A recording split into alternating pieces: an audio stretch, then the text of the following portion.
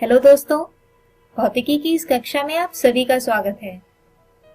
दोस्तों, आज हम हमारे तीसरे अध्याय विद्युत धारा का दूसरा भाग समझेंगे और इस भाग में हम समझेंगे विद्युत धारा तथा धारा घनत्व को और इसके बाद ओम के नियम को। तो आइए इस भाग को शुरू करते हैं और सबसे पहले समझते हैं कि विद्युत धारा तथा धारा घनत्व क्या होता है और क्या इसका विद्युत धारा I से कुछ संबंध भी होता है। तो दोस्तों, धारा घनत्व की परिभाषा होती है किसी चालक के इकाई अनुप्रस्थ काट क्षेत्रफल से प्रवाहित होने वाली विद्युत धारा की मात्रा विद्युत धारा घनत्व कहलाती है। इसे समझने के लिए हम यहाँ एक चालक की कल्पना करते हैं जिसमें ये वृत्त एक इकाई अनुप्रस्थ काट क्षेत्रफल को दर्शाता है। तो इस क्षेत्रफल के लंबवत दिशा में होगा क्षेत्रफल सदिश यानी A कैप। अब मान लीजिए कि इस चालक में उपस्थित मुक्त इलेक्ट्रॉन में से कुछ इस इकाई क्षेत्रफल से होकर ही गुजरते हैं। तो हम यहाँ विद्युत धारा की दिशा को चिन्हित कर लेते हैं। तो दोस्तों, जैसा कि आप यहाँ देख सकते हैं कि विद्युत धारा और क्षेत्रफल सदिश एक ही दिशा में है, यानी अगर धारा घनत्व को इस क्षेत्रफल से गुणा किया जाए तो हम कुल विद्युत धारा निकाल सकते हैं। इसका मतलब कुल धारा I बराबर होगी J डॉट A के, जहां J विद्युत धारा घनत्व है। अब जैसा कि हम जानते हैं कि अदिश गुणन को लिख सकते हैं J A cos थीटा, और क्योंकि दोनों ही सदिश समान दिशा में है इसलिए थीटा हो जाएगा 0 डिग्री और cos 0 हो जाएगा 1, यानी कुल विद्युत धारा I होगी J गुणा A। और अगर धारा घनत्व J को निकाला जाए तो वो होगा I बटे A, जैसा कि परिभाषित भी किया गया है। अब अगर इसके मात्रक पर ध्यान दें तो वो होगा एम्पियर प्रति मीटर स्क्वायर। एम्पियर धारा की वजह से और मीटर स्क्वायर क्षेत्रफल की वजह से। अब दोस्तों, जैसा कि हमने अपने पिछले वीडियो में देखा था कि विद्युत धारा I को संवहन वेग के रूप में लिखा जा सकता है, जबकि संवहन वेग Vd होता है E टाउ बटे m। तो अब इन दोनों ही व्यंजकों का उपयोग कर हम विद्युत धारा घनत्व J को लिख सकते हैं Ne ब्रैकेट E टाउ बटे m या Ne की घात 2 टाउ बटे m E।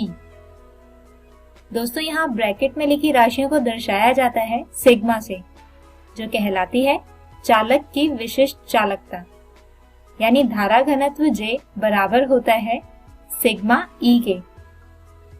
और क्योंकि चालक की विशिष्ट चालकता किसी एक पदार्थ के लिए एक अचर राशि होती है, इसलिए अगर इसे हटाया जाए तो हम कह सकते हैं कि धारा घनत्व आरोपित विद्युत क्षेत्र के समानुपाती होता है। आइए अब बात करते हैं ओम के नियम की। दोस्तों, जैसा कि हमने अभी लिखा था कि विद्युत धारा I को संवहन वेग के रूप में कुछ ऐसे लिखते हैं, यानी I बराबर Ne Vd, जहां संवहन वेग Vd का मान होता है E टाउ बटे m। और अगर विद्युत क्षेत्र की जगह हम विभव के रूप में लिखें तो संवहन वेग Vd होगा E V टाउ बटे m L। तो यहाँ पर हम विद्युत धारा के व्यंजक में Vd का विभव के रूप में मान रखते हैं। तो I आता है Ne A bracket E V tau बटे m L, या फिर इसे लिख सकते हैं Ne की घात 2 A V टाउ बटे m L। दोस्तों, समीकरण को थोड़ा और हल करें तो V बटे I बराबर होगा m L बटे Ne की घात 2 A टाउ के, जो कि किसी एक पदार्थ के लिए एक अचर राशि होती है। और इस अचर राशि को हम R से दर्शाते हैं, यानी V/I को लिखा जा सकता है R, और जो कहलाता है प्रतिरोध। दोस्तों, इसका भौतिक स्वरूप समझने के लिए हम मान लेते हैं कि विभव इलेक्ट्रॉन को आगे बढ़ने के लिए बल लगाता है, जबकि प्रतिरोध इन इलेक्ट्रॉन के पथ में रुकावट उत्पन्न करता है, जिसकी वजह से विद्युत धारा ज्यादा नहीं बढ़ पाती। इसे और गहराई से समझने के लिए एक नियम दिया गया है, जिसे कहा जाता है ओम का नियम। दोस्तों, इस नियम को एक जर्मन भौतिक शास्त्री जॉर्ज सिमन ओम ने दिया था। इस नियम के अनुसार यदि भौतिक स्थिति जैसे तापमान, यांत्रिक तनाव आदि अपरिवर्तित रहती है, तो एक चालक के माध्यम से बहने वाली धारा हमेशा उसके दो सिरों पर विभवांतर के आनुपातिक होती है। यानी जैसे जैसे विभव का अंतर बढ़ता है, धारा भी रेखीय रूप से बढ़ती जाती है। दोस्तों, ओम के नियम से ही उत्पन्न होता है एक और विषय, जिसे कहा जाता है प्रतिरोध। अब जैसा कि हम जानते हैं कि धारा और विभव आनुपातिक होते हैं, और इसी आनुपातिकता को बराबर करने के लिए एक स्थिरांक का उपयोग किया जाता है, जिसे कहते हैं प्रतिरोध, और इसका मान चालक की प्रकृति पर निर्भर करता है। अब अगर इसके लिए व्यंजक प्राप्त किया जाए, तो हमें प्रतिरोध के लिए कुछ गुणधर्मों को याद रखना होगा, जो कुछ इस तरह से हैं। पहला, यह लंबाई L के समानुपाती होता है। इसके अलावा ये अनुप्रस्थ काट क्षेत्रफल A के व्युत्क्रमानुपाती होता है।